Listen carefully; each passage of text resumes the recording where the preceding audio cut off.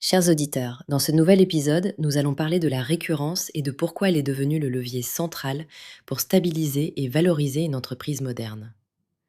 Selon l'article et l'approche de Scale to Sell, la récurrence n'est pas seulement un modèle économique, c'est une mécanique qui permet de générer un flux de revenus prévisible et soutenu, bien utile pour les PME et les ETI qui veulent lisser leur activité et rassurer partenaires et investisseurs.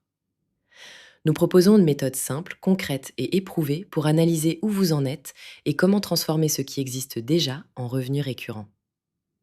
Étape 1. Cartographier vos revenus. Listez toutes les sources, ponctuelles et récurrentes. Même une prestation annuelle peut devenir récurrente si elle se répète. Étape 2. Mesurez la part réellement prévisible dans les 12 mois à venir. Cette proportion est souvent plus importante que prévu. Étape 3. Identifiez ce qui pourrait devenir récurrent.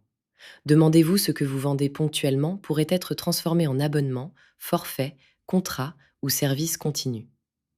Dans les retours sur Scale to Sell, une simple réflexion déclenche souvent des décisions stratégiques importantes.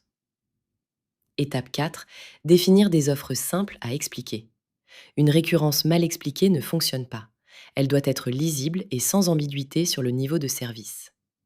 Les erreurs fréquentes incluent créer un abonnement inutile, ajouter trop d'options, ne pas contractualiser, sous-estimer le coût du service continu et ne pas mesurer le churn.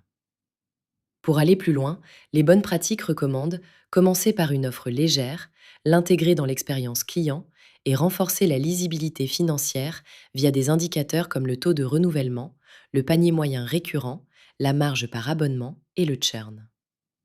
En résumé, structurer vos revenus récurrents facilite la gestion et rend votre société plus désirable pour des repreneurs. Partagez cet épisode, abonnez-vous et contactez-nous pour discuter de votre situation.